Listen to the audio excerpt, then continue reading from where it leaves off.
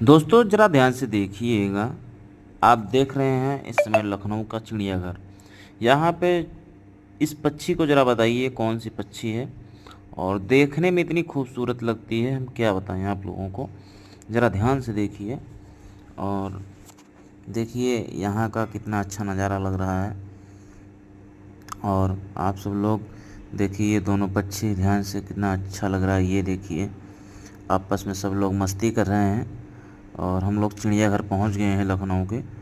और देखिए ये रेलवे क्रॉसिंग है चिड़ियाघर की।